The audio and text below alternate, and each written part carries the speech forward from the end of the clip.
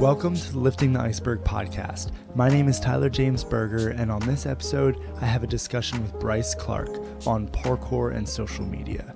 Bryce is a parkour athlete and coach in New York City who has played a huge part in using social media to help build and grow the NYC parkour scene. And I talk with him about the pros and cons of social media as it relates to the parkour community and parkour culture, and how social media has and is affecting the global evolution of parkour, for better or worse. So without any further ado, let's lift the iceberg with Bryce Clarke.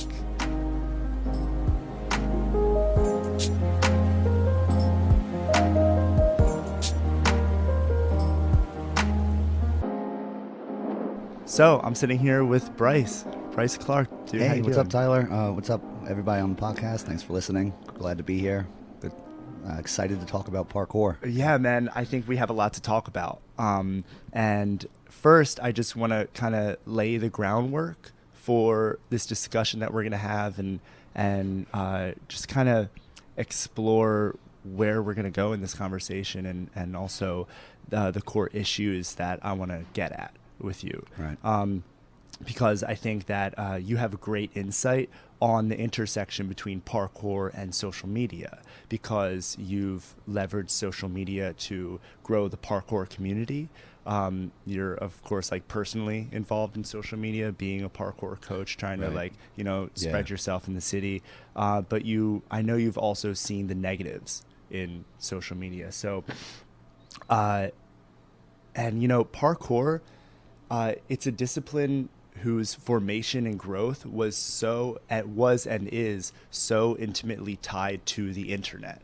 Parkour spread as the result of people sharing videos of their training online, and it spread as a meme until it was recognized as what it is today.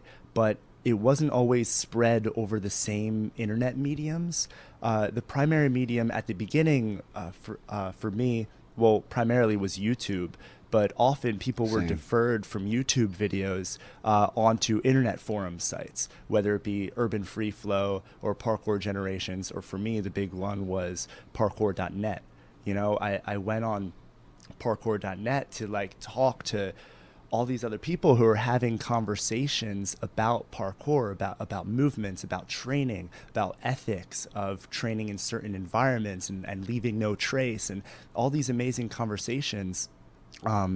And I also, that was a great way to meet other people around you, because everyone in the parkour world was on these forums, especially parkour.net.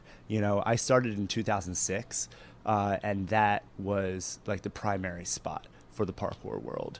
And that's where I first met other tracers who were close enough for me to visit. Shout out to David Jones and Gabriel Arnold. Oh yeah, they were the first people I ever trained with, and I had been training parkour for 3 years until the first time I ever trained with anyone else who did parkour and knew what parkour was. So that's how new it was, and that's how disparate the parkour community was from each other. But the internet was crucial in tying us all together. It's like parkour could gain momentum as a discipline because we had the internet linking us all together. And I was just obsessed with going on parkour.net forums. Like every day, the first thing I wanted to do when I got home from school was just hop on the forum, see what's new, see what people are talking about, because it was a really positive environment.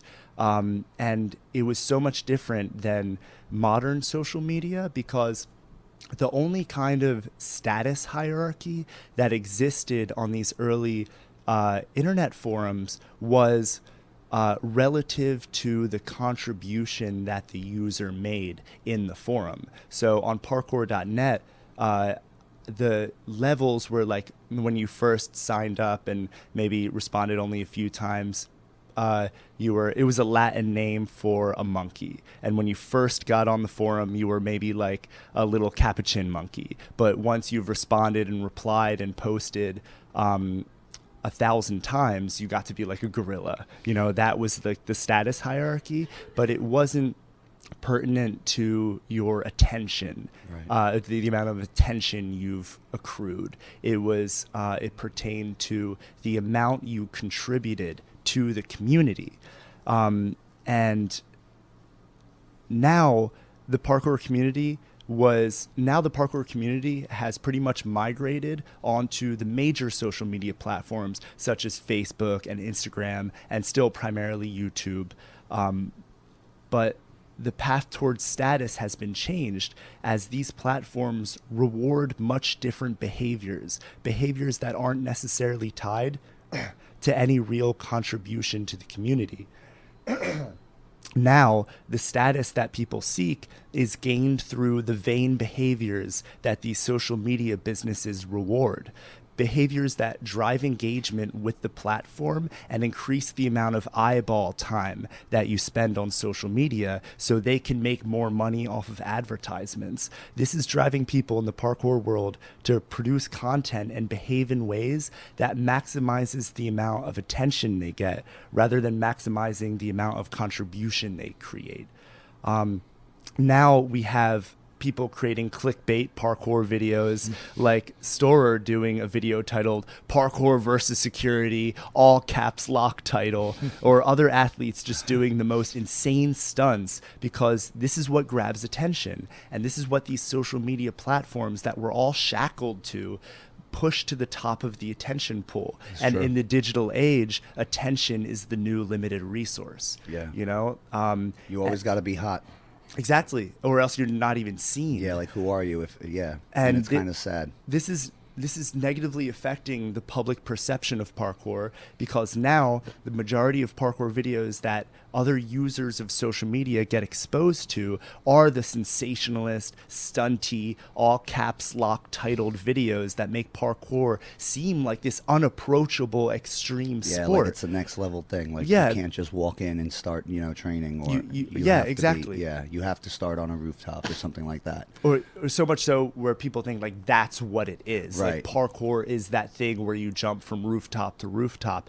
They've never seen it done close to the ground because those videos don't get the attention Right, no one that cares bring it about to jumping the from mainstream. no one cares about someone going from one curb to another curb or like a Yeah. little parking lot barrier. Working on thing. precision Yeah. balance. Yeah, nobody wants to see the grind work. They just want to see the fireworks and the glitz and the glamour. But nobody really, at least the ones that come into it, like you said, they just want to see the cool stuff. Yeah, exactly. And so it seems to me that people are just not only gladly playing the game that the social media oligarchy has set up for us, which seems to be the only game in town, but people are also resting their self-esteem on their ability to slut themselves out to the demands of these social media businesses.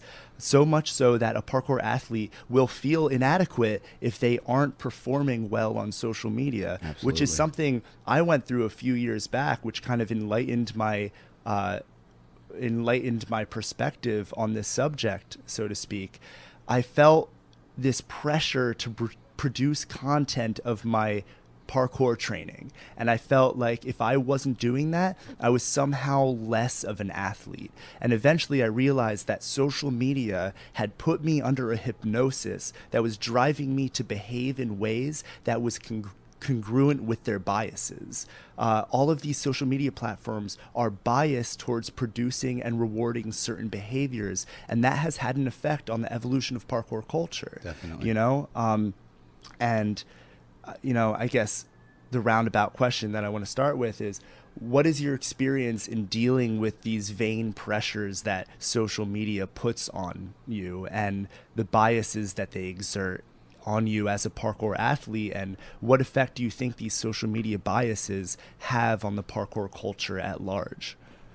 Oh man. Well, first of all, it sucks. Yeah. It sucks to go on Instagram and look at you might have a good, like for instance, I might have an okay training session where I feel accomplished. And I'll go on Instagram and I'll see somebody either training at the same spot in the past or something that just popped up on my feed, and it's like, oh man, that was cool, I should be doing that. And then you look at the next post and you see somebody else doing something, you're like, oh, I should be doing that too.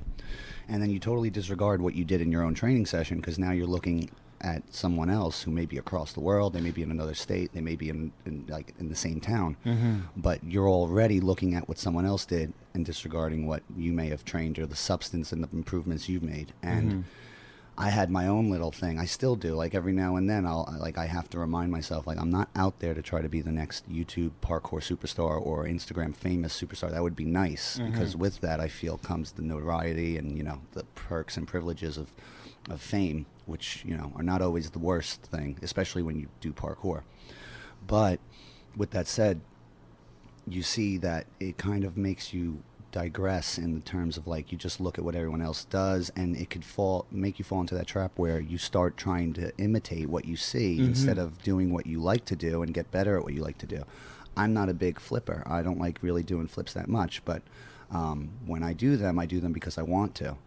So when I see people doing side flip precisions to rails or these big side flip gap precisions and stuff like that, it's cool, and it's like, oh, that's something to aspire to maybe one day, but you know, that's not necessarily. I don't ever see myself doing a side flip to a rail outside. I've just not interested. Exactly, not interested in the risk reward factor of that, and not interested in putting the work in to actually make that, you know, technique perfect, like Max Barker did.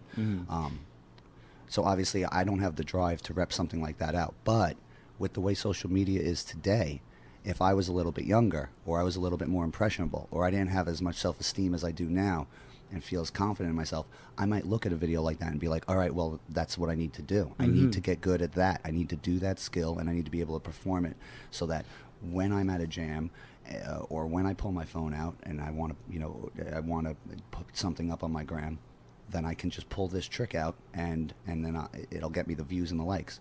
But did you really want the trick in the first place, or did you just want it because you saw someone else generate a lot of attention from doing it? And it's kind of like, with that too, like, social media does kind of, you know, it kind of sets a trend for, like, how people train. So social media has definitely changed the way people train parkour now, where you see a lot more acrobatic stuff involved in lines and more high risk reward stuff. But you also see that a lot of the younger generation are training certain styles that they'll see, you know, floating around social media, and that's kind of popular at the moment. So you have guys like Dom Tomato who do Front Flip Friday and made the hashtag Front Flip Friday. And then you have a whole bunch of people on Friday who post up their front flips, and he'll repost it or something like that. So in essence, that's kind of good, because, like, he's showcasing someone else, and he's motivating people to do something that that he kind of curated, in a sense, to make it cool. And it's something that other people have done, but now he's just drawing attention and kind of drawing from that well, you know? And it doesn't feel so self-serving, because other people are inspired. Now, when other people get inspired and then, you know, they're doing something that they're not ready for, is that his fault, or is it theirs, or is it social media's? So again, there's a lot of gray area, but I think mainly social media can really influence young people into thinking that they're not doing parkour the right way, because they're not matching up with what they see. And nobody is, and I guarantee you, like, I've been doing parkour in September, it'll make 10 years, started in 2009. But I guarantee you, nobody is starting parkour training outside in the real world just, you know, trying to do a side flip to a rail. Nobody starts off looking like, okay, I want to front flip this roof gap as my first jump ever. Nobody's doing that. Even if they see it on Instagram, a beginner is still going to be like, all right, I need to, like, work on stuff, but that's attainable one day. I can see it as attainable.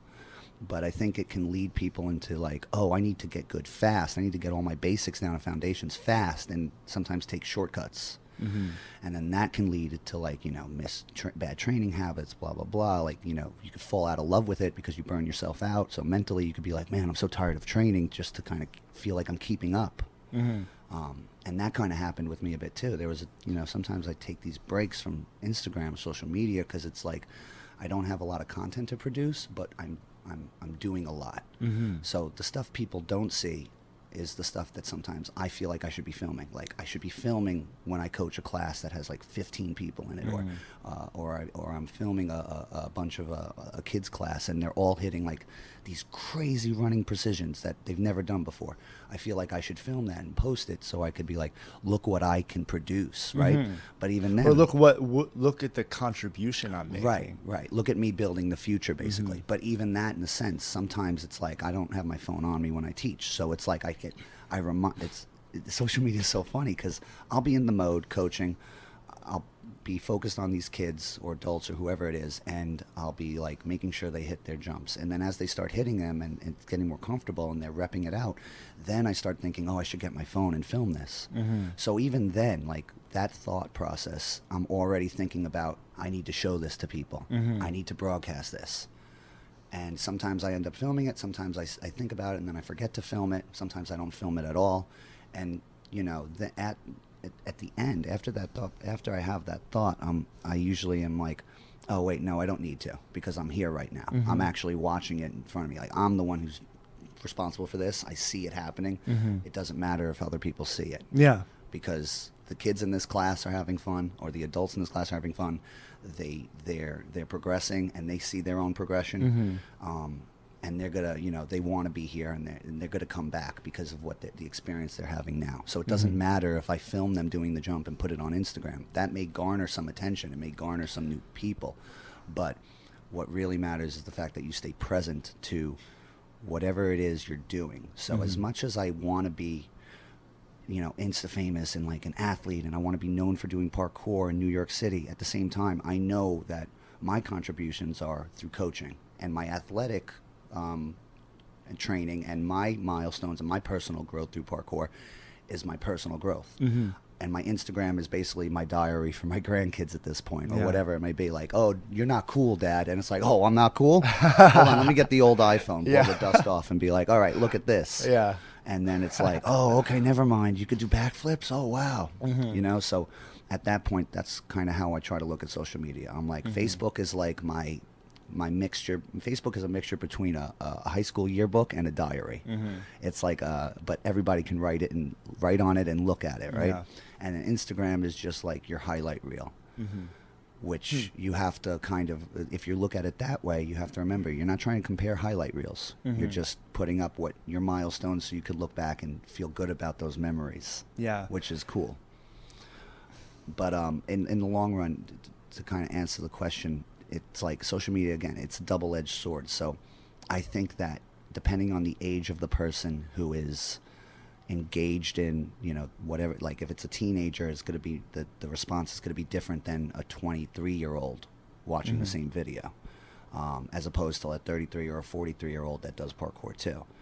Everybody, and I think, again, the age of the person watching is mainly the tipping point on where they're going to fall. Like, are they going to imitate, or are they going to motivate and use that as a reflection to better themselves, or are they just going to imitate and try to be what they saw or do what they saw?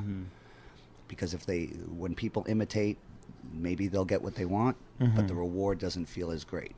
You know, for sure. And then when you're using that, and it's using it as a tool, and you're motivated by what you see, then you have that internal fire where it's like, all right, I saw that this was possible.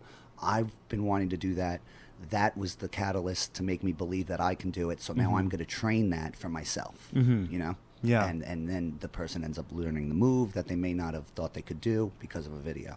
So it goes hand in hand, but I think, again, it's all about the age. And if it's a lot of the teenagers I see get into the scene, they want to hit the flip prees, and they want to do this, and it's only their first year, they're in their first or second year of training. And you know, as someone who's been in it for a while now and a coach, you know that sometimes social media can push people who aren't ready to do things that they're not ready for, and that can be a deterrent towards growth and just overall the positivity and the moving forward of this discipline and sport, if you will.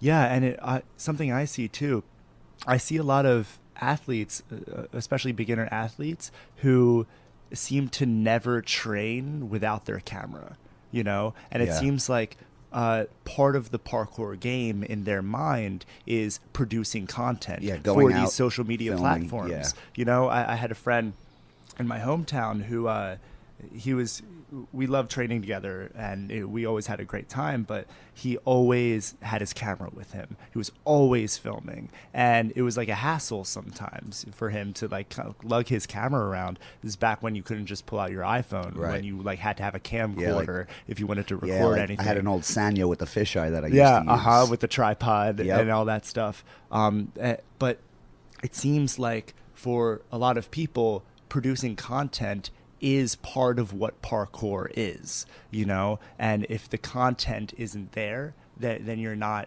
even really doing parkour. Right, exactly. It's like changing people's, I guess, it's changing people's ideals of what it means to train parkour or to be a parkour athlete, because I think as human beings, we're constantly looking for the ideal, you know, the role model, who we want to be, or that thing that we want to move towards, you know. Right. And I think that younger people around like 15 or 16, like like the high early school teenage age, years, they're much more susceptible to blindly following the people or the person or group of people who are being portrayed as the ultimate ideal per the biases of society at that time. And for me, when I first started, there was just so much talk in the parkour community about this responsible training, and that seemed to be the ideal, like the top of the triangle back then, when I believe Chris Rowan wrote this book, or wrote this article called Delusion, where he talked to, and it was like huge, like everyone read it. It was one of the most important like articles back in the day, where he talks about the necessity of diluting your practice over multiple years. And he just tore apart this idea of like training quickly to hit the big jumps and hit the big roof gaps. Because of course, even back in the day, people were coming into the game thinking that that's what parkour was. And he was like, whoa, hold on. You need to do these moves like for an hour a day for 5 years before you even think about doing that, or else you're just going to burn out. And he's like, what is your goal for training parkour? That's something that I think has been lost too through the past few years. Like people, like especially not to cut you off, but like people don't really ask themselves like, what do I train parkour for? Yeah.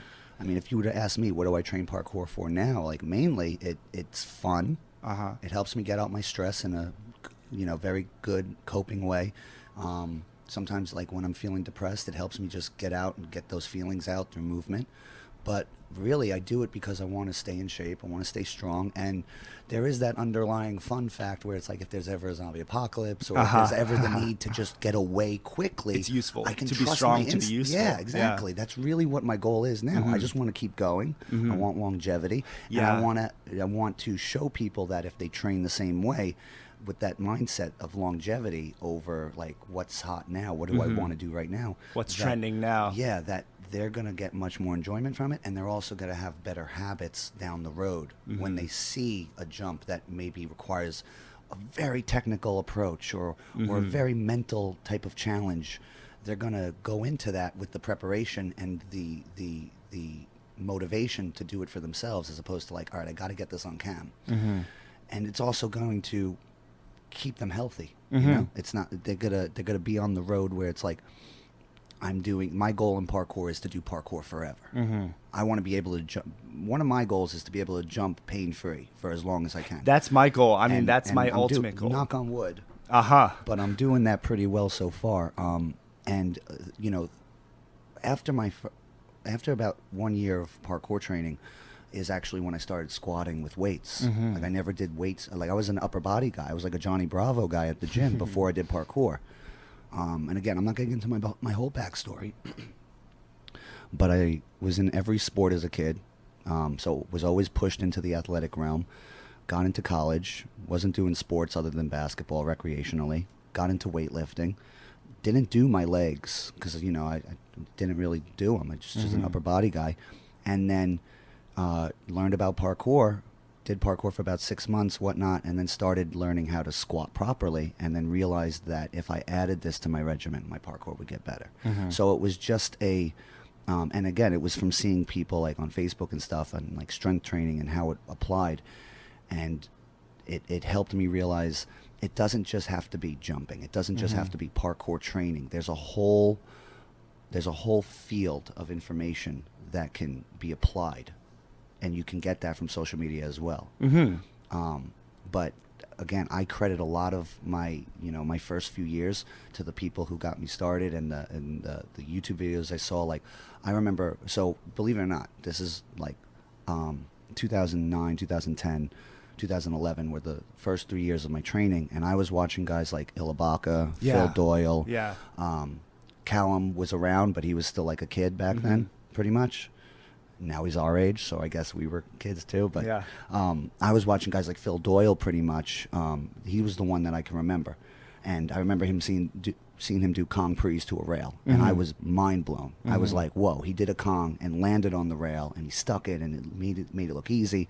When is that something that I'll be able to do? Not I want to do that like I did, but it was more so like that's an attainable goal. That's the ideal. Yeah, I did not even know you could Kong Pre to a rail. What the hell? Like, holy cow, that's incredible. Yeah. And so I always thought that was impossible. And then through seeing it, I was able to be like, oh, that is possible. And I remember when I actually did my first Kong Pre to a rail, I was so psyched. And I was like, I can't believe I did it. Oh, my God. Oh, my God. And I felt like Phil Doyle. I felt like, I felt like my training was paying off. I felt good. But I also felt good because I did it for myself. I saw it. I knew that was something I wanted. And then eventually through time, I saw a setup where I could do it safely. And I did it and was able to like conquer that fear. So now it's not a big deal to me, but it's still, I remember that moment and like who I watched when I was coming up. And then again, I got the chance to meet Phil Doyle and the whole Storm team back at the Brooklyn Zoo Jam about 3-4 years ago, I think. Maybe even 5 years ago. Wow. And I remember meeting Phil Doyle, and it was very humbling because it was like, I used to watch this guy on YouTube. Like, I used to watch this guy when I started. Now he's standing next to me. Yeah. And he's doing the same prees that I'm doing. I'm doing, I'm looking at him and trying stuff that I've never seen before. And it was just one of those moments where it was like, oh, full circle. And it felt good. And even though those were the guys that I was watching on social media and YouTube and stuff back then, while I was in their presence, I was geeking out a little bit, but I didn't feel like they were unapproachable, or I didn't feel like, they were, again, the top tier. I looked at them this as my grand totem pole. Yes, I looked at them as my peers, just peers that I respected because they helped cater my style. So I think when you look at social media in terms of like molding the mentality of new athletes and stuff, I think it's in a sense it's good, but again, you have to remember that the people you're watching didn't just start like that. Like, if you look at old story videos, like when Toby Seagar was doing Kong Cats and stuff, and you look how young they are and how little their bodies are, even those videos, like, they're not on rooftops. They may be doing some jumps with gaps at like IMAX and stuff, but they're not all on rooftops. And if you look those at aren't the videos that people, like the average person, would see on social media. People don't really, like, unless you look for those or go back on their channel way back, you're not going to find it. And if you're a parkour purist, and if you're just starting, then you might find out, but really you're going to be looking at their latest videos, which are these trips and this tracer lifestyle of doing parkour in other countries and scouting out spots and meeting the local communities, and it's all great, but you got to remember that these guys started in their local town at their local spots, where Ilabaka made his 2009 video. Yeah, like, they were training on the same spots. Legendary. So it's almost like you have to remember that everybody starts from zero, and what you see, regardless of when you see it, if you're you have to remember that may be like your ideal, but that's not what you should immediately strive for. Yeah, for sure. And to go back to the differences between internet forums and the modern social media oligarchy of Facebook and Instagram and all that. Back in the day on the forums, you made videos and posted videos so other people could watch your movement and critique you and like maybe give you some advice, because feedback the on whether or not you're doing it correctly. Because I had been doing parkour for 3 years before I even met anyone else who did parkour. So the only way I could get any insight onto my own movement was primarily I'm self-taught. Like, I feel like most parkour athletes are. Yeah. But because no one had classes when we were young, you know? It wasn't around. Yeah, but the reason I made videos was so people could watch and give me insight on my own movement. And kind of like coach me via the internet. Right. But now it seems like that's not the motivation for people to create videos. Right. If you were to do that now, people would probably tear you down and you'd get more negative comments than positive. Like, exactly. oh, this is shit. What are you doing? Or this. Why are you even posting this? Yeah, exactly. Yeah. And that, again, like you said, that's kind of how it's changed. Mm-hmm. And it's a little sad because the genuine attitude of progression and community can sometimes be lost via the internet through somebody typing on their keyboard and just saying something negative. So like you'll always remember that one negative comment, no matter, like, even if you have like 100 positive, you'll remember the one person who said, "Why are you posting this? You suck," or whatever, you know? Yeah. And that eats at you. But when I was first starting, my friend showed me how to do a Kong. Like they were teaching me how to do my first move, and it all started again. It started with people helping each other. And the first jam I went to, like the first actual jam I went to, was in Roosevelt Island, and I met Michael Turner from back in like WFPF, like when they were first starting. Yeah. And I remember seeing him double Kong this gap that nobody was able to even like Kong pre. Everyone was getting a Kong crane. Even like the person at the jam who was local, the most advanced, was getting a bounce back on a Kong crane. And this kid, Michael Turner, just comes up and double Kongs it. And it's so much raw power. And it's just so nice, the technique, that you see it in person and you're like, damn. And it shows you what's possible. Yes. And you're seeing it right there, you know? And, and then after we saw him do that, he said, or someone said, I remember this clearly, I remember someone saying, "How do you do that?" or something. And then I remember someone said the progression to that is you need to be able to Kong precision it. If you can get your feet there, you can get your hands there.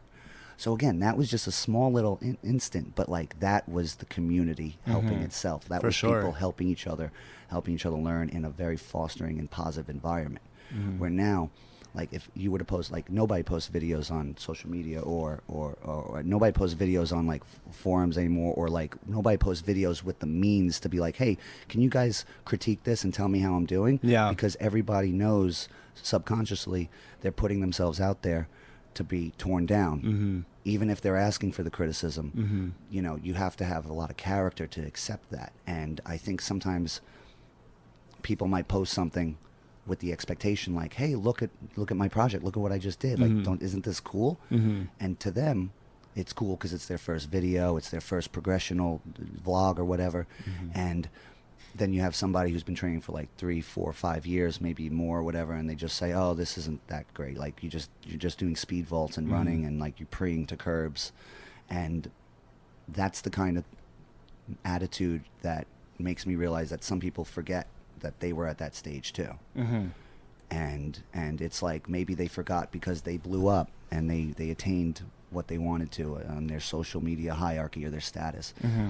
They got the amount of followers, so now it's like, okay, I hit that goal, so now I gotta keep it. I gotta keep them. All right, so what's the next big thing I can do? And then you know, when they because that's what social media influences you to do. You constantly want to post. Instagram is very like post every day. And like the new algorithm, produce content. post like content is king. Like you don't. You literally end up not being seen if you're not posting every single day. And that's totally influencing people to constantly like just film their training and maybe not be as mindful during their training that as they could be, because there's always that voice in the back of your head, like you were talking about, saying, "Oh, you should record this. You should record this, and you can should you post get this on film? Can you film this for me?" Famous parkour words. Can you film this? Oh, just one more. And the funny thing is, sometimes you see people ask to film, someone to film something, and they didn't even hit the move the first time yet. now granted, the situation is different. Like if it's a roof cap or whatever, you're not going to rep that out. Like obviously, like, okay, film this, you go up there, you do it once, you do it the right way, Yeah. you're done. But like if it's a big concrete that doesn't have a big high risk, but you know, it's noticeably big and you want to get on camera, sometimes people have this mode, and I know I used to do it too. I used to want to film everything. Yeah, like, me too. oh, you'll film this. But for the most part, I would try to get it done first, do it, and then be like, okay, I can film it now. Sometimes I see kids now, or just peers, I'll see them like, okay, film this while they're attempting it, which is okay. But then I see either they'll put external pressure on themselves if they're not hitting the move because the camera is on and they're getting frustrated that they can't do it, or they again haven't done it at all the first time and they just want to get it done once for the camera. So And then they're good. and then they're done. They don't go back and they Yeah. rip it out. Uh-huh. Which again, I understand based on the situation, but the true essence of training is to be and to last and to overcome the obstacles so that when you go back to it, To be and to last. Like that's one of the things I was going to say earlier. Like that was one of the original philosophies Right. of parkour, to be être et durer. yeah. To be and to last. And I feel like that's not being bounced around much in the modern parkour culture. No, you know? absolutely not. I don't think so. Because, I mean, if you look at people who put out bail videos, and I guess the most famous example would be Dom Tomato.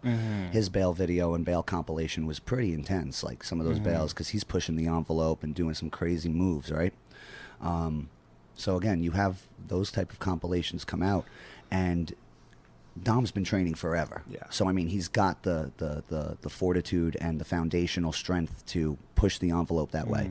But if anybody else were to take bails like that, they'd be out of the game for 6 to 8 months, maybe even a year. And also with that, you know, one of the first thing I wanted to learn in parkour was the roll. You know, like, of course, other people said, and I also just intuitively understood that if you're going to learn to do these moves, you need to know how to fall. Right. Like, you need to know what you're going to do if it doesn't follow through the way you planned, you know? And so probably the first 5 years of my training was just drilling rolls, doing dive rolls and rolls on grass, and then mulch, and then concrete. Like, I remember I was so proud of myself when I could do a roll on concrete and it didn't hurt at all. Yeah, I like that remember was that so feeling. mind blowing. It's like, oh my God, there's something to these techniques. Like, This is how's amazing. it possible that I can jump, like back in the day, like off a 6-foot wall, land on concrete, roll, and not feel hurt at all, Right. like not And have get- a and get bruised back into a run. Yeah, exactly. You get right back up into a run. And I think it's so important to know how to fall, and not just know how to fall, but build that into you. Right, that Because I've seen it self-confidence. in other parts of my life, like where I remember back in college, I had a longboard and I would just like scoot around on my longboard between classes. And one day I was on the road and there must have been like a little pebble, like some kind of like a little rock on the road, and it got wedged underneath my wheel. The longboard stopped and I went up in the air. I was like horizontal, and Superman I was front flip. I was already in the air when I realized what was happening, and I didn't even think about it. I put my hands down and rolled over my shoulder and went right back up onto my feet, and I was standing up completely unhurt, going, what the hell just happened? Yeah. You know, I bailed successfully and was not hurt at all because of the techniques I had programmed into my nervous system to safeguard me against falling. And at that point, it was muscle memory. So Exactly. the minute you knew you were in danger, Yeah. your adrenaline kicked over and your body just knew what to do. So, and it's so important to program that into yourself before you start pushing the edge of what's Yes. possible, because doing rolls and all these, like, learning how to fall is not often what people see on social media as part of the process of learning parkour,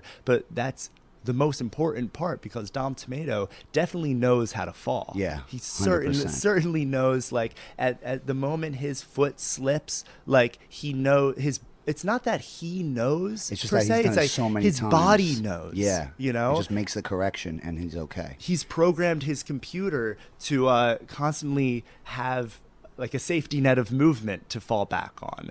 And I think that when you get to that level, it's safer to do those movements because you have that prerequisite knowledge of falling. And I feel like that's not something that that people getting into parkour are being pressured to learn. They're, like you said, they're being pressured to hit a stunt.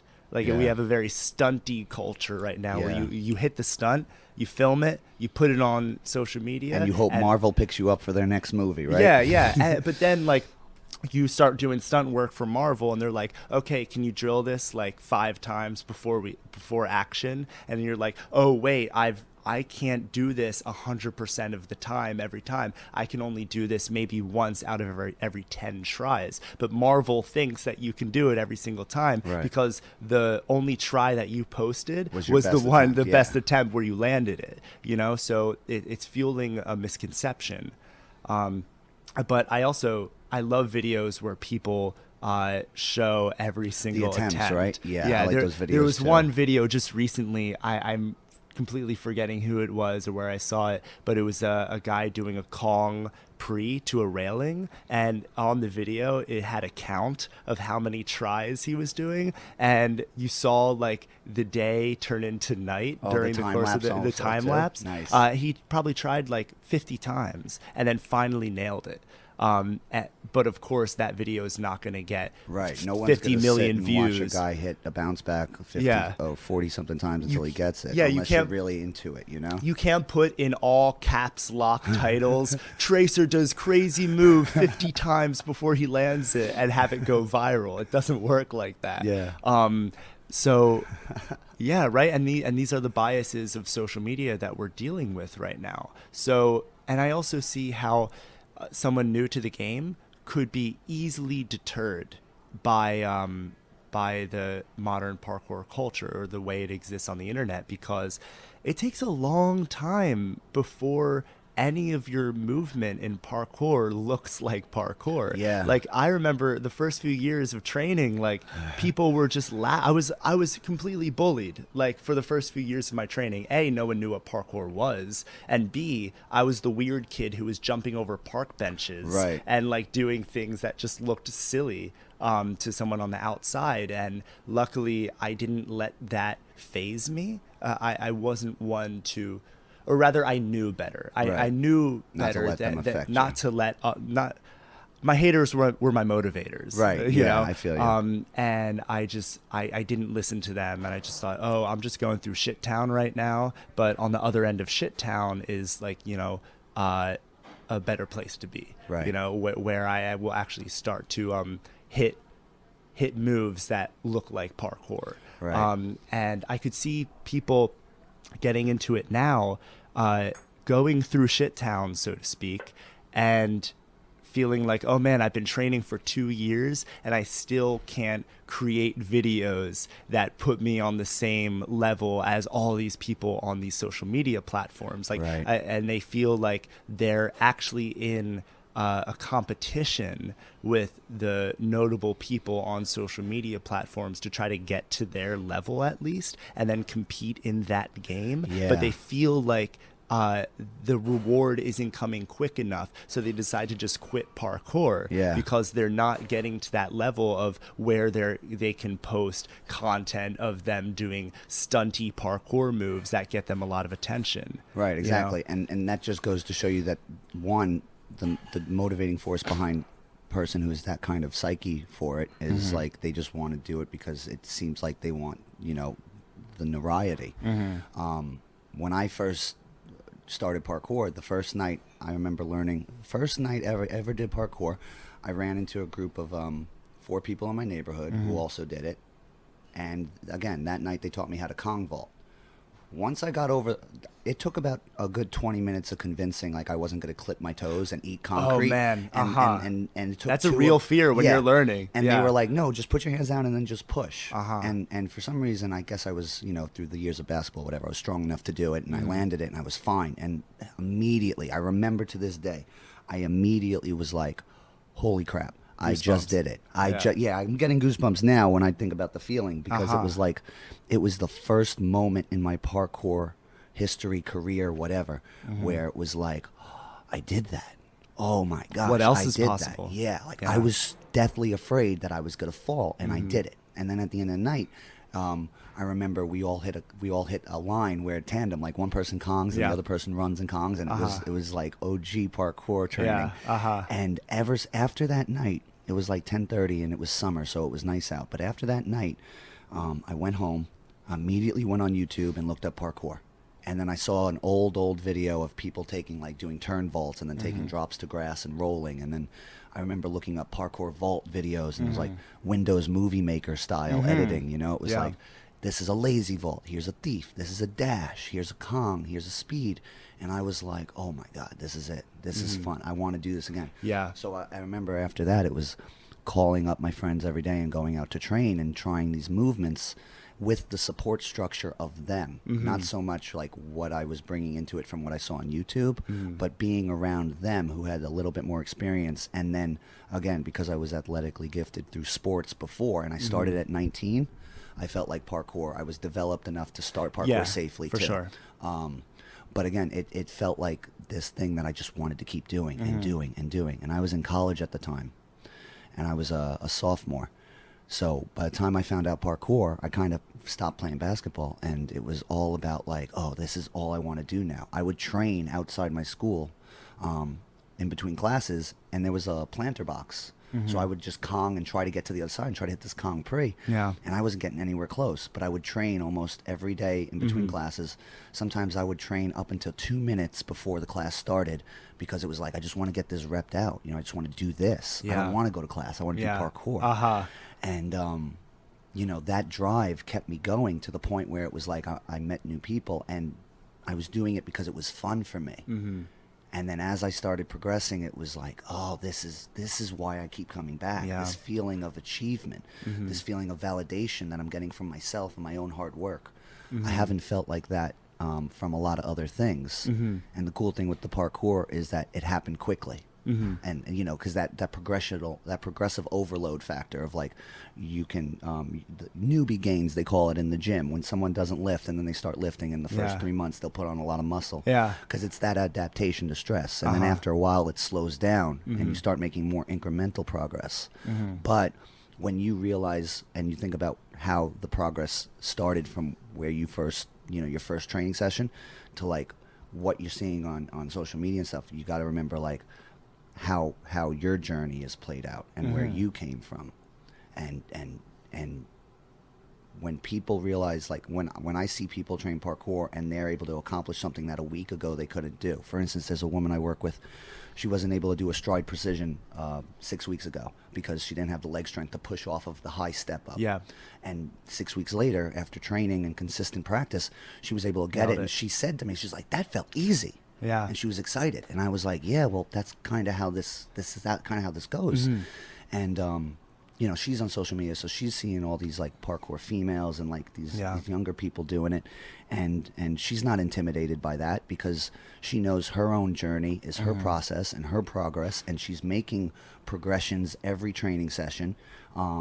She's staying healthy and not training, you know, not training on that line where it's like I could get injured or I couldn't. And she's doing something that an important point I think you touched on, and something that I think is part of the solution to these problems we're laying out in terms of social media is localize and personalize your community, because she also has you like giving her critiques. She also has people around her that she's training with in person, right? You know, and like Motivating you said, and the first helping time you did parkour, you had those group of people to kind of like bounce off of and grow with, and in a very human way. Yes. But the thing with parkour is that there's still not a lot of people who do it. So you get a guy in the middle of Missouri who is 100 miles away from the next person who does parkour. What outlet do they have? What outlet do they have for inspiration? It's only on the internet. You know, they're only seeing people.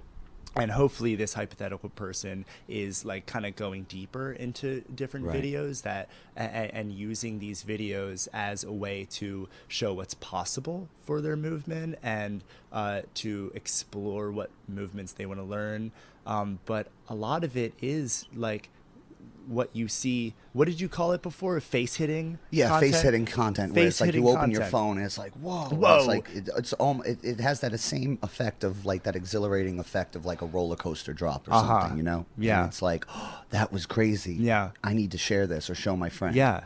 And sometimes, you know, like videos like that, sometimes it's just people doing stunts. You see a lot of like just heights from a drop can we, and stuff can we like talk that. about the guy in Dubai who just plays on the ledge and like Oh my fucks around God, with the yeah. hoverboard? Oh, dude. So that, for instance, like that gets me so mad because you And know, people think that's what parkour is. yeah, or they think that's what like free running is too. And again, I'm getting goosebumps now because I'm angry at that because you think about it and you're like what's the point of that video? Like I don't care how good you are on a hoverboard. Like I don't care if you felt comfortable. I don't even care if there wasn't a drop and you just made it look like there was a drop.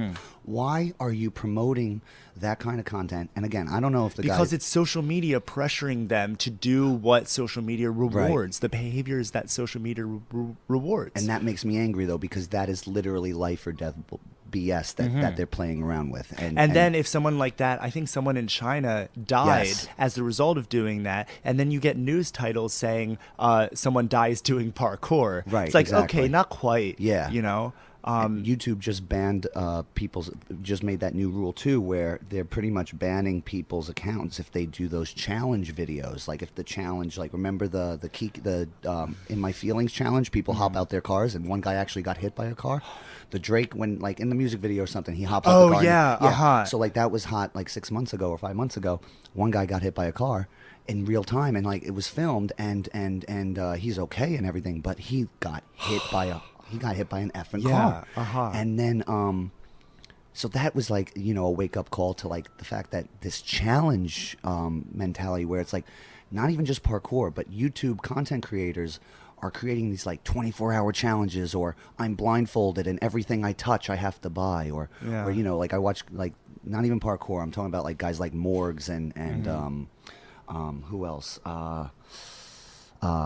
Rice Gum and Logan Paul and Jake Paul, guys like this, the ones who are just like, you know, again, this isn't even parkour. This is straight up like creating content where it's like you're a nuisance, or you're creating content that's going to, you know, you're pushing the envelope in the way where it's like you're being a nuisance to get attention. Yeah. And the people that are watching you aren't the ones affected by what you're doing. Yeah. So they just think it's funny. But you may be in a supermarket, like that guy Boone Gang. That guy, there's a clip of him in New York with his shirt off, and he's going crazy on Fifth Ave in Soho or something, and he just jumps on some street vendor's table and destroys it all, and it breaks and everything's all over the place, and he's laughing. Now, someone watching that in another state or whatever who has no idea, like even if they're not from New York, like they have no idea how annoying that is, and how people here don't do that. Because, you know, everybody's got their own BS to deal with. Why would you ruin someone else's day? I know. But, like, people watching that don't understand that that is not what's cool. Like, maybe he like, in the video, the 10-second clip you see of him doing that, you don't see the 3 or 5 minutes later of him, like, being yelled at, or the awkwardness of people just looking at this guy clean up his own stuff. Well, the thing is, people nowadays are resting their self-esteem on the amount of attention they get on social media. And they don't care if they're doing something good or bad, as long as people say, that's funny. They bypass morality for the purpose of what's attention. happening now. That's what happened with Logan Paul when he filmed that dead body. Yeah. And look, is his career, like, I don't really follow him, and I coach teams, so I've asked them. I asked a lot of the kids I coach. I'm like, you know, just to vet them, like, what do you watch on YouTube? Who do you watch? You watch Logan Paul or Jake Paul? And they're like, no, if you watch Logan Paul now, you're a loser. That's what one of them told me. And they're in high school.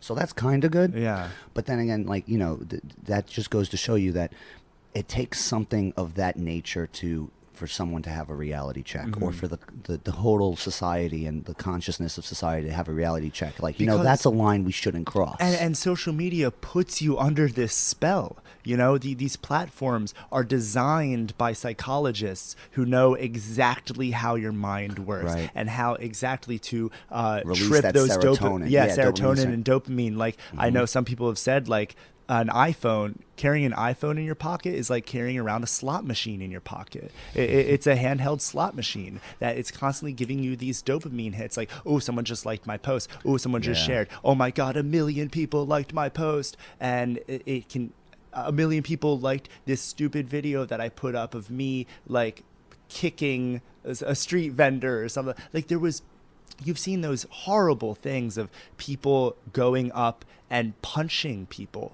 This was a thing. I remember like a that. few years They ago. were calling it the knockout game. The knockout game, where you Yes. just film yourself randomly punching someone. Like that doesn't even know it's coming. that walking doesn't up even on the know it's street. coming, That's how filming you it. kill people. And That's how that's- people fall and their head hits the concrete, and that's how they get brain But bleed. it could also be how you get 10 million views. Right. And now easily impressionable youth are asking themselves, what does it mean to be a person in this world? How do I become a valuable, worthwhile person who is lovable and worthy of friendship and relationships? Oh, I need to get attention. That's the answer to their question, as Yeah, I opposed need to- to I need to rise on the social media dominance hierarchy in order to get to this ideal. But they don't know that it's a false ideal, Right. and it's putting people under a spell. You're in a glass house, pretty much. That's what you're building. You're building a glass house where and- everyone can see everything you're doing, but you're also like constantly curating yourself. Yeah. You know, you're not just being yourself. Right. You're being the epitome of your conception of who you need to be in order to get attention and be a valuable person in society. Right, who the public wants you to, who you think the public wants you to be. You're not questioning like, what's my morality and what's my compass on like what I Yeah. want to do? What do I want to do and bring to the table? It's like, what's at the table that I need to get a piece of? Yeah. That's what it's like people are looking And at. that's why I said earlier, like, it really is like people are slutting themselves out. A little bit, yeah. Slutting themselves out. And to, the ones that produce the content that I know a woman on Instagram that goes by the name Russian Red. And she works with me at Brooklyn Zoo, and she teaches the calisthenics class. But just to throw her out as an example, she's one of the few females on Instagram that makes a lot of content curated towards fitness and athletic stuff. But at the same time, you don't, you look at her profile, you go down and everything, and you don't really see her. You don't really see her using sex to drive or the sex sells type of mentality to drive the algorithm. And sometimes she won't post that often or whatever, but she has 160 something K followers. So when you see people, there are people out there that I notice that do things where it's like they do them in a way where they're wholesome, like they're keeping it wholesome and they're keeping true to their own character. And then you see other people who just want to put everything up, like they're eating a salad that everybody eats, and it's like, oh, I got this salad with crouton. Like, that's just normal too. You don't even have to Hashtag fit. Word, exactly. Hashtag calisthenics on Instagram. Diet, whatever. Like, and it gets to the point where it's almost like overbearing. Like, I don't want to know what this person's doing every minute of every day.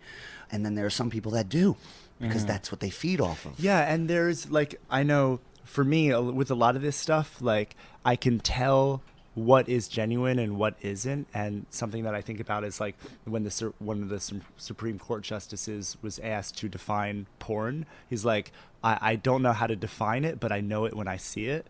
And I think one of these things that I see is people genuinely trying to spread a message or spread something they've worked hard on, or creating something that they feel will add value. Like for this podcast, when I create when my girlfriend Alexa creates a graphic for the podcast and I post it, I put a bunch of hashtags, but I put hashtags that are pertinent to the subject matter of the podcast with the intention of spreading the message that I'm trying to convey. Like right now, I'm not making any money off of this podcast. I probably won't for years, if ever. My goal is to just spread conversations that I feel need to be had with people who need to be heard. And I feel like I'm doing that in as genuine of a way as possible. But then you see other people who are kind of doing the same thing, but it's very spammy. Right. And it's very clickbaity. Yeah. And or they're very, the general feels like they're yelling at the camera in a very hyped up tone, and it's just, it's just trying to garner that attention. Where, as you say, like when you do it for the right reasons, you're going to enjoy it more. You're going to feel like you're doing something worthwhile, and it may be a bit of a struggle bus on the road there, but you're not going to look at it as like just struggle all the time, because you know that you're staying true to why you're doing it. Yeah. and there's no fear of like, do I have to play this catch-up game? Do I have to keep up with do I have to keep up with the Kardashians or whatever, you know? And that's kind of the same. Like the way you're doing this podcast is the way that I kind of try to use parkour now in my coaching ability. I want to build the community around me, and I want to build people up so that when they want to do parkour, they can know that there's a foundation for them to just walk in and start. They don't have to train on their own or isolate themselves until they feel they're good enough. Yeah. And again, I started parkour because I just wanted to do it, and then one thing led to another. I started coaching. Now I'm a full-time coach, but the whole concept behind the Parkour NYC thing, it was to just bring back that feeling of what I felt at my first 2 jams, which was like 20 people, 25 people deep, all training, all talking about parkour and just talking like, oh, what shoes do you have? Oh, what's the grip like on that? Or, yo, where do you buy your sweatpants? Those look really baggy and comfortable. Yeah. Which I learned Kmart is the way to go. So if you're in New York, Astor Place or 34th Street, Kmart, Everlast sweatpants. You personalized the parkour community, and that's something that, you know, I want to get to now is the positive ways to use social media. You know? Definitely. Yeah. I mean, I remember that there was a time in my first 2 years of training where we were still kind of all in that teenage, I started at 19, so we were still 19 to 22, and people were kind of still in school, and people that are my peers now, we were in between phase where if you weren't in school, you were working, but we were training. So now it's since we're all grown, I find that there was we all hit this age where it was oh, we didn't train together as much, and the normal clique kind of spaced out because we all had to wake up and be all right, life responsibilities, got to get a job, this and that, blah, blah, blah, make ends meet. We got to start, looking out for ourselves and we can't we're not kids anymore. We can't just go out and train and come home and, mom and dad got food ready for us or whatever. Or it's so as in that 1 to 2 years when that happened, and then it kind of dissipated a bit and got a little low key. I remember I still trained, but then there wasn't a lot of jams happening, and I just wanted to bring that back. And that was about the time Facebook, Instagram wasn't really super popular yet for I think Instagram's the main social media used, and then Facebook comes after, and then it's YouTube. I could be wrong on that, but that's how I feel. But back then, I wasn't on Instagram, I was just on Facebook, but I was just posting up statuses and saying oh, yo, I'm going to go train at this spot at this time. Saturday at 12. Yeah, pretty much. And then it became Saturday jams. In New York City, Saturday was parkour day if the weather was good, and that's where it was. It was wasn't a question of if, it was a question of where and when. Yeah. And that was fun for me. Even though I had to step into a role where it was I had to kind of be a leader, and when you do things like that, there are shortcomings to your own training or your own individual goals that you want that you can't really meet.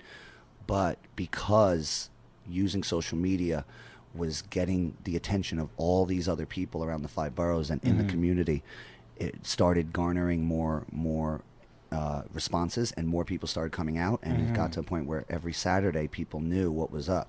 So it wasn't a question of what's happening this Saturday. It's just, again, where and when, and look for the status that I would post of the meetup spot and the time. Now there's a website, and we have the Instagram page and the Facebook page, and we have all that.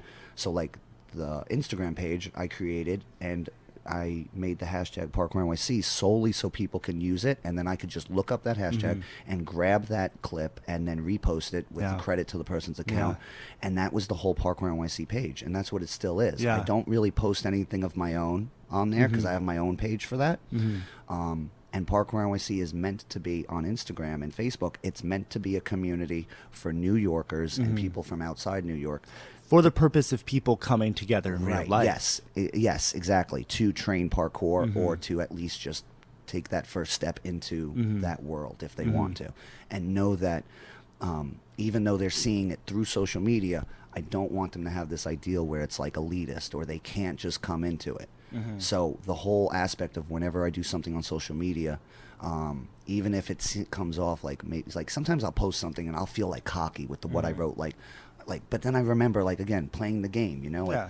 coaching is how I make my money, so I got to make sure people come to my class. Yeah. So I'll post up like, yo, parkour class at Brooklyn Zoo tonight. I'm the coach, you know, like I'll say something like that. And I have to remember that it's not so much that I have this conflict when I say things like that. It's like, you know, do my peers that I started with, do they look at me, that like people who also coach, do they look at me when I say that as like, oh, he's gassing himself up, oh, he's kind of cocky? Like, I think it's kind of like a running joke you have in a way, like, I well, try- hey, you're just confident, but also I love when you say like you're the CEO, conquer every obstacle. I you try, know, I it's try. hilarious. I try, like, you know, you have to have a little bit of a gimmick to kind of like make yourself feel like people, like, you know, you're a real person, not Yeah. just like an entity. Yeah.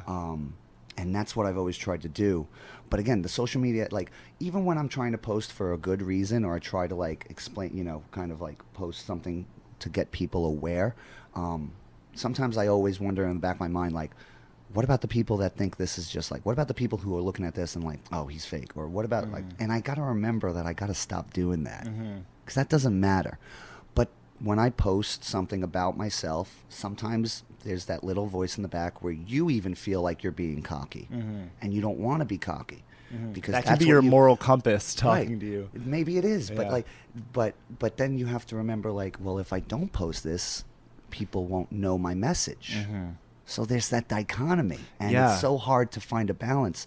But I think that it's getting easier, because when I post about a class that I'm running, I'm posting because I know at this point there are people that want to come and take my class. There are people Yeah. that want to learn from me. So I'm not posting to make someone else who coaches or someone else who I know as a peer jealous that I'm doing it and they're not. I'm doing it to let people know that, look, this is where I'm going to be at. If you want to come learn this movement, this style, then come take this class and learn from It's me. the same way where comedians promote their shows in Right. the same way. Like, oh, I've posted a bunch of videos of my jokes. If you like it, you can come to Caroline's on Broadway on the 14th or whatever. And you're just using it to promote something that you do in actuality, something you Right. do in real life, you know? And I think that is one of the positive ways. of Definitely, using but it parkour. can still. But even though it's positive, Or it using still social makes media. it Yeah. still makes you feel like, am I being cocky? Yeah. And Well, that- because we've grown to be, you and I have grown to be so skeptical of Yeah. these platforms, because we've seen how they have put us into these spells, into Yeah. these comparison traps, you know, and we've seen how it has negatively influenced us as parkour athletes. And it's almost like a drug that you need Absolutely. to use responsibly, you know? Absolutely. Like, yeah. So, and I think that, the parkour community needs to make sure that we are using social media and that social media is not using us. Right. You know what I mean? Because it's easy for social media to use a group of people like All us. we are tools to keep, like, the people who create keep eyeballs on their The platform. people in the Instagram office right Uh-huh. now, they don't care at all about us. The community, you know, they yeah. don't care about that. They care about people creating the content so they can generate the algorithm to keep Instagram being used. Like what happened So to they can my sell ad revenue. right? And what happened to MySpace? You know, like what happened? And you see this picture sometimes float around online. It's like, imagine if they deleted Instagram tomorrow and boom, you're not a model anymore. Yeah. Like, and then Engis, I remember Engis said, if Instagram had no numbers, if there were no numbers, there was no, you know, data collected. It was just you post a video and that's it. You don't, people can't like it, Yeah. can't comment, whatever. Would you still post the way you normally post?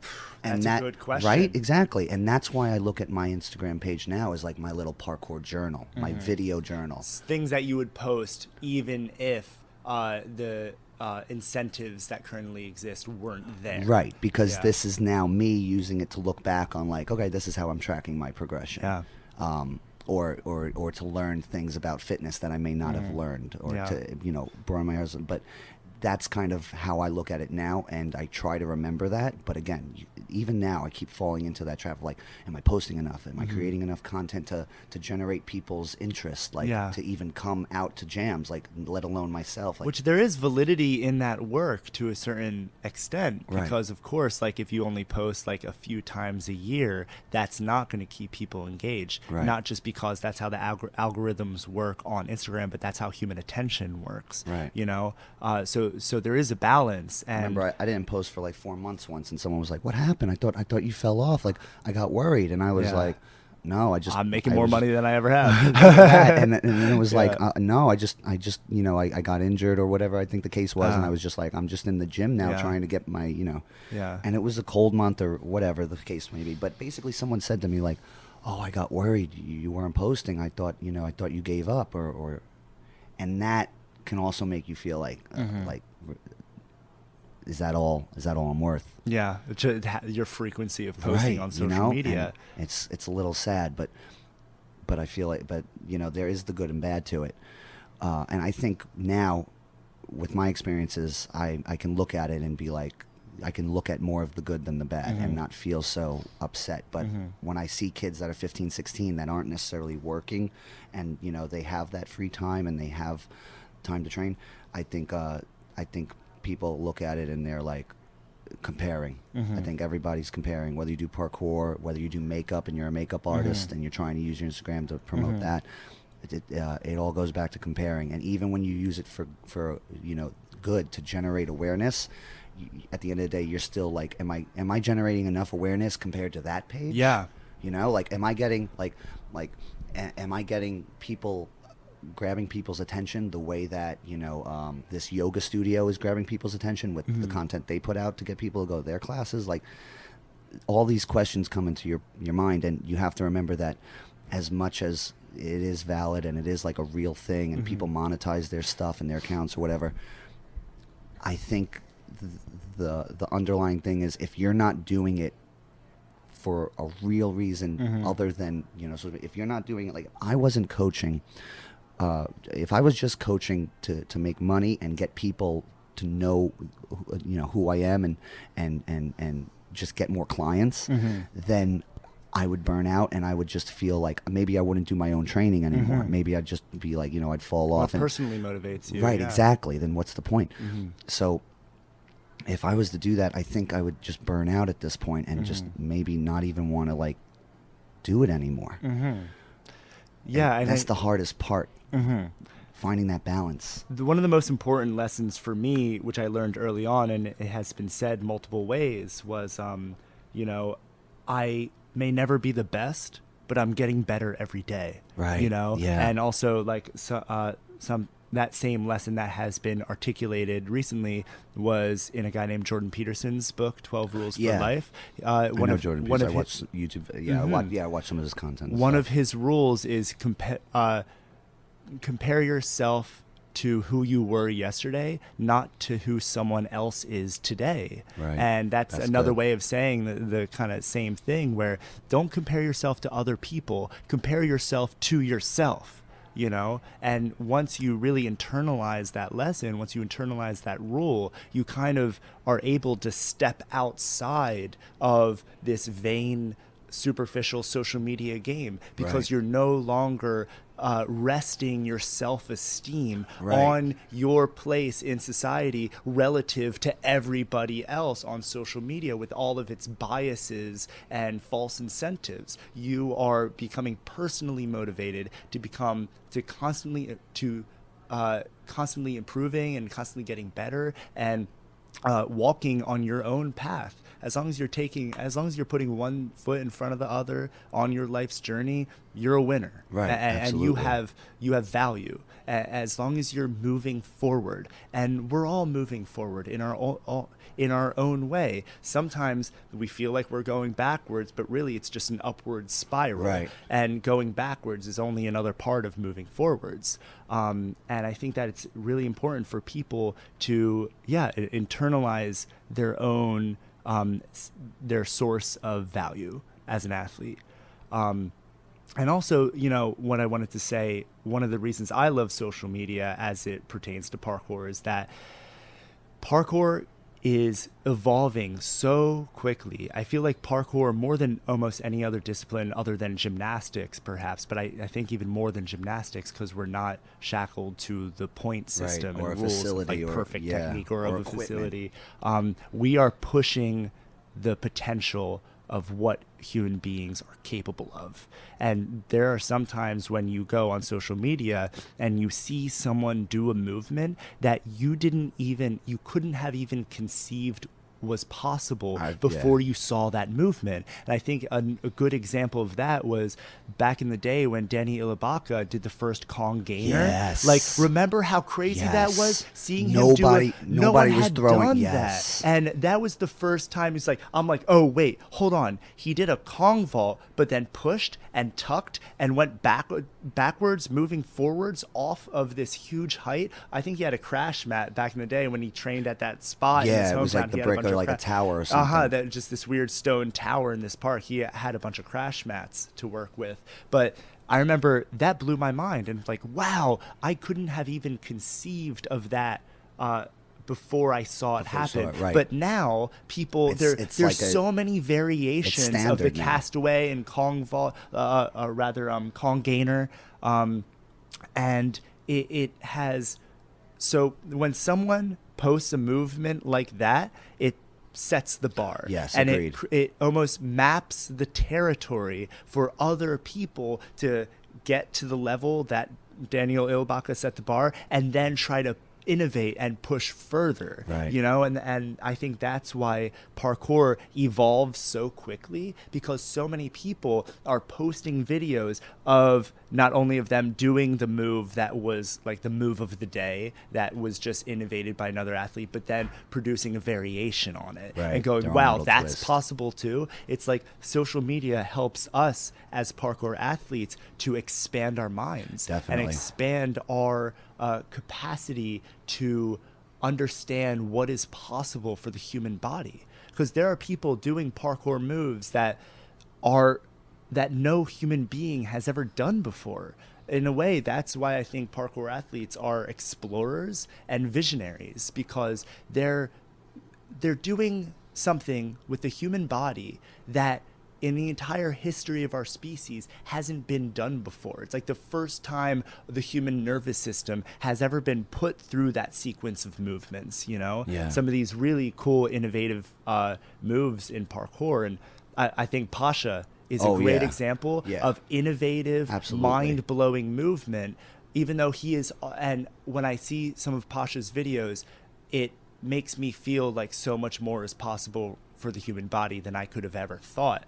But then you also see him playing the social media game. Yeah, definitely. You know, so you need to separate the wheat from the chaff, so to speak. Like you need to take out the gold nuggets from the mud, you know, and you need to make sure you're getting value from social media where value is to be had. Right, because there's a lot of fluff out there. There's a lot of fluff out there, and a lot of, you know, you could get covered in mud while searching for that golden nugget. Right. You know, so much so that it weighs you down, if you catch my metaphor. Like, and yeah, what is your advice for people coming into parkour right now who were introduced to parkour through these viral parkour videos, and they want to learn, but they feel a little bit deterred, but they're dedicated to the process? What's your advice? If they're dedicated to the process, then that's the first step. You know, just do it. Have the real motivation. Have the real motivation to do it because you want to do it. And if you can't if you want to do it because of a video you saw, and you know, there's that kind of drawing you in, but then you also want to do it because you just want to experience it, then just remember that when the zombies come, you're going to be faster. You know, we'll be the 1%, the ones that can run and jump, like Josh Whedon said before in that YouTube video a few years ago. He's like, the 1% will be those who do parkour, or something like that. Until people who do parkour start getting bit by zombies. Unless we learn how to fly, unless the person who does parkour one day just learns how to fly, and it's like, oh, listen, by the way, I've set a new standard, so this is how we do that now. And then we're all just flying around. Yeah. But my advice would be, you got to have the determination to do it because you want to get better at it and you want to do parkour, because when you first start, your precisions will never feel light. Your landings will never feel like a precision will never feel super comfortable the first maybe 6 months of training. Like like that in itself, a standing pre takes a lot of work to feel good. But I would say that you have to be willing to put the work in, and don't make it all about what you've seen parkour wise in terms of content on social media. Look at powerlifting videos. Look at this is what I do. I watch strength training videos of like Juji Mufu and the guys he works out with, like strongmen training, deadlifting like 1,000 pounds. I watch the videos of them in the gym training and their mentality and their mindset. So it's not just about the parkour stuff, but watch videos of people that are like top tier in their field and watch the vlogs. Don't watch the highlights. Watch what they're doing, like when they're in the gym training for the highlight video that you just watched. Watch, so like the guy Thor from Game of Thrones, the Mountain, he does strongman. I've been watching a lot of his videos. Basically, he's pretty much deadlift. He can deadlift almost like 900 plus pounds, and that's light for him almost, in a sense where it's like he's doing that on the daily. Whereas normal human beings like you and I, we might not ever be able to lift 900 pounds off the ground, let alone like maybe triple our body weight. But the fact that in that vlog video, you're watching the grind, you're watching the reps, you're watching him fail a few times too and get angry, or just fail and take go back and then try it again and then fail again. You're watching the process. That's what my advice is. Like, watch videos and watch content where you're seeing, maybe like watch a few highlights and get motivated, but then remember that try to watch content where you're watching the process of somebody go through something. It doesn't have to be parkour. It doesn't have to be physical. It could be a makeup video of how people contour or how people do those masks with just makeup. It could be videos of like step-by-step stuff like that. Watch those things to see the start, because and how they navigate the present moment. Yes, exactly, because that is the most important part, I think, in parkour. You have to remember that you're doing this because you want to, and because initially you want to have fun with it. If you look at it as a means to an end, parkour is very hard to stay in love with if you're only doing it for money. Because how often are you going to wake up on a day that you don't have to go to work? Let's say you don't do parkour. Let's say your goal is to become a parkour athlete, but you have a regular job or whatever, or regular responsibilities. Like, if you're only doing it to achieve fame, then are you really going to wake up on your day off to go meet up with people and train? Or are you gonna want to sleep in because you don't want to train, but you have to? It all comes down to that. But ideally, I'd say, like, just general fitness. Have a good understanding of your body, and remember to ask questions. And no matter how you starting is always the hardest part of anything. So if you're interested in it, there's more than enough resources now where you could probably find at least one person that would do it, or a gym, or somewhere you could go, or some type of person who has experience to learn from. Even if you use social media, you could probably DM somebody. Just start talking to people. If they don't respond, whatever, screw them. Talk to somebody else that's on the same level. Maybe they'll respond. You're going to meet a lot of people that maybe come off like they don't have time for you, or they're not giving you the full time of day because they're busy, or maybe you'll look at your hero and maybe they'll let you down. But again, don't take that to heart, because you got to remember that at one point they were where you were, and even though they may have just acted like an a-hole to you, like, you got to remember, like, well, whatever, that's them, that's on them, that's not reciprocative of me. So that's just that is an example of what I don't want to happen if I get to that, and I would say, like, seek out help, seek out a community in your local area, and just keep doing the basics, and do it because you want to every day. I used to say this to myself in like a few years, like maybe 5 years ago, but I used to say this to myself where it was like, I gauged whether or not I had a good training day on whether or not I did something that scared me. It didn't have to be crazy big or whatever. Sometimes a jump that is two inches off the ground can be scary because of how you have to have your foot placement. So if I did something that I've never done before, then I know whether I committed to it and did it, or I committed to it, didn't get it, but attempted it. It's like, okay, I had a good training day because a personal goal that you have with yourself. Yes, and sometimes I don't even set a goal. Sometimes I just go out to train. We know where the spot is. I'm at the spot, and then all of a sudden I see something someone else does, and it's like, I want to try that because I never saw it before, and they just opened my mind. Or I end up training, and then next thing you know, I'm training, and we're all training, and the momentum's going, and then I end up seeing something that I've never done, and it's like, okay, this is the time to try it. But again, just to keep it, short and simple, my advice is like, if you do something that, like you said, compare yourself to yesterday. If you do something that yesterday you weren't able to, or you were a little apprehensive about, and you came out of that on top, you can hold your head up high. And if you don't, and you only attempt it, still hold your head up high, because I remember when I first started training parkour, I remember that Roosevelt jam. I had a really good jam. Like sometimes my first few trainings of parkour, sometimes I'd like knee bang the wall or something, like something simple, but enough to be like, all right, that was a little reminder of like the trials and tribulations of today.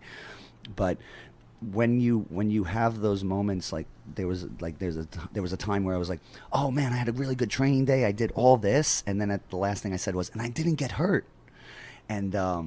And then someone said to me, it was like, well, yeah, I get that, but you're not really supposed to get hurt anyway. And I was like, oh, true.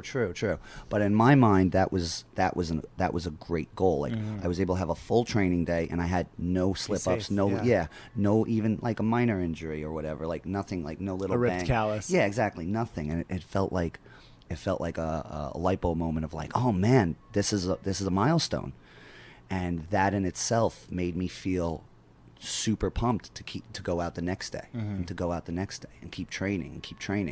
And there was a period of time where after like my first year of training and I kind of got the foundations, I would solo train. Like when I was waiting at college or waiting in between classes, I'd solo train because I loved it that much. I loved the feeling of hitting a move that I wasn't able to get. And as you train longer, you're gonna have those moments. There's going to be longer periods of time in between those big moments. And when you're new, you want to use that as fuel and you want to keep the momentum going. But then you want to remember that as you progress and you get better at it and you keep training, those moments start becoming a little far and few between, but you're still going to get them. So if you're training and you feel like it's hard or you feel like you're getting discouraged, always remember that there's always something you can do that you didn't do before, whether it's a jump, whether it's the amount of push-ups you did, whether it's the amount of weight on the bar when you did a squat. 5 pounds today is 5 pounds heavier is still 5 pounds heavier. A 2.5 pound plate added on is still a plate added on. It doesn't matter the jump in progression. It matters the fact that you're doing the progression, you're making the progression. So it's the slow and steady burn that's going to give you the most reward, as opposed to the super fast and hardcore Rocky montage training where it's 5 minutes of him training to 80s music and then he goes into the fight, when really that 5 minutes is concurrent of like, let's say 10 months of him training, like even though it's a movie, but that's showing you the highlights of all that condensed work. And Rocky didn't have an Instagram. Right, exactly. He's in the woods training and getting hit by logs and stuff. So, but things like that are motivating in a sense, because it's like you put the work in and you're going to get the reward. But you can't expect like, all right, I'm putting the work in now because I'm expecting this reward. You just have to put the work in and the reward will come. But if regardless of where other people are in their journey. Yes. Yeah. Especially with parkour, because everybody has a different body. You and I are not shaped the same. Your bones might be different shaped than mine. Like nobody's going to be able to do everything exactly the same as someone else. And I think rolling is a perfect concept of that. But when people start feeling like they have to do things exactly the same way, it can build that internal strife. And don't fall into that. Just train for you, train to progress, and the walls don't go anywhere unless, we're in New York where there's construction every other day. So you may be at a playground and then the next day it's under construction. But for the most part, the walls aren't going to go anywhere. So the key is to just stay happy with yourself and keep pushing yourself in a way where you're progressing safely and to your own pace. You don't have to stay off social media. You don't have to stay off the gram, and you don't have to like give it up for Lent or whatever. But you do have to remember that when you watch videos of people who have those big followings, you have to remember that they've put years and years into this. And if they haven't put years and years into it, you will be able to tell. You will be able to tell. They're not going to last long. Right, exactly. They may be hot for a few months, and then they fall off, and then another month they post something crazy again, and it fluctuates. It's the people who consistently put the effort in that are going to get the most out of it. Just like with anything. So if you're in New York and you want to try, just look me up, or look Tyler up, or look up Parkour NYC. But for those who want to get into it, stay off the gram for your first like 6 months of training. Don't look at Instagram. Watch YouTube videos of Blaine and watch YouTube videos of Phil Doyle and Cambridge, and watch Danny Ilabaka videos, because even to this day I use Ilabaka as a example that he was throwing stuff nobody was throwing. He was like the Kobe Bryant or Michael Jordan of parkour at the time, innovating and throwing new things that influenced the future. Those are the things you want to watch, even if they're a little bit older, because those are videos of people doing it, and then someone just happened to have a camera with them that day, you know? Yeah. And that's the real. Yeah. It's not like a vlog video of someone carrying around a GoPro, talking to the camera more than they do something, and making you feel like you're watching their lifestyle. Watch the right type of content, and try to surround yourself with the things that make you feel empowered and positive, not the things that make you feel like you have to play catch up. And I still have to work on that, because my Instagram right now, I have to go through back and I have to do the unfollow thing, because I'm following a lot of superficial stuff that just makes me feel like whatever. But when I actually search up people that I read articles on, like a fitness guru or something, like I would read articles on Brett Contreras. I looked at his Instagram page.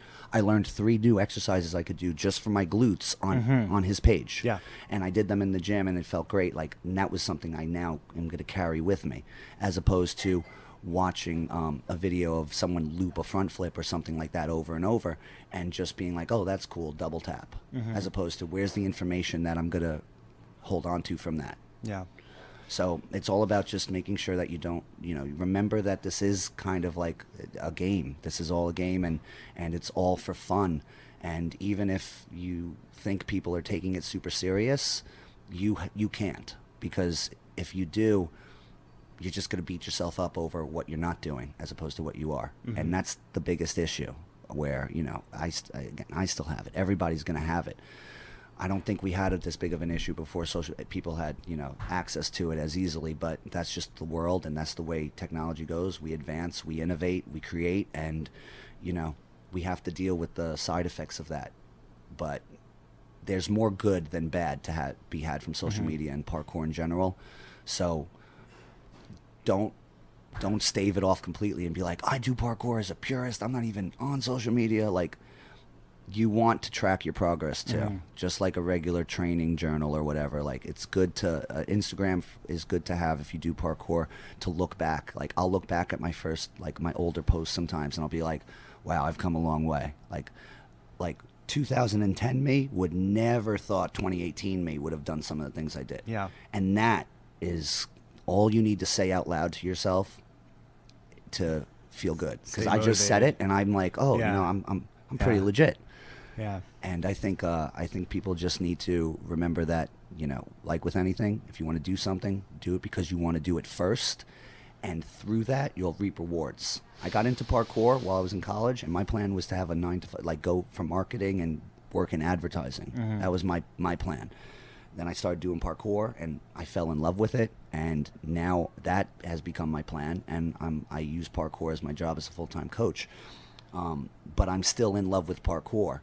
I may not train it as often, and I may not train solo as often because I'm a little older and my time is, spaced out, and, responsibilities. But I still love showing up to a jam with people around and training in that energy. Like this summer and spring, I'm so excited because it's going to be warm out. So we could stay out for 7 hours and just train. It's going to be amazing. And everybody's going to be able to do the same thing because it's summer. Yeah. And so that is what I'm looking forward to the most. It's almost like not so much of the jumps I'm going to do, but the camaraderie of being around everybody. And social media helps create. Right. And that's going to help bring people together too, because we'll be able to post the group pics of like a hot summer day. Like, yo, here's a group pic of the training sesh. Yeah. Come through next week. And it doesn't even have to be a clip of movement. It's just a group pic of like 12 people, all like, dirty or whatever, and sweaty, and just like smiling or laughing or doing a funny face. Yeah. And that in itself is like, that's what the day was about. That's what was fun about it. Being around people that do the same thing and bringing each other up. Yeah. But I think, just follow the right stuff and just try to try to take your time with it. Don't rush it, and do it because you want to, you know?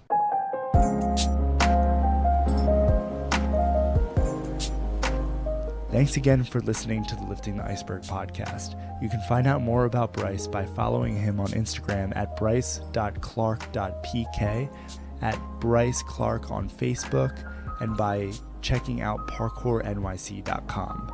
You can stay up to date on any new podcasts at liftingtheiceberg.com or by following Lifting the Iceberg on Facebook and Instagram. This podcast is available on Spotify and iTunes, as well as for download on the website. Thank you to Alexa Spaddy for designing the graphics for this podcast. You can find her at alexaspaddy.com. Thank you to Kerusu for the soundtrack Stay With Me. You can find Kerusu on Spotify, YouTube, and Soundcloud.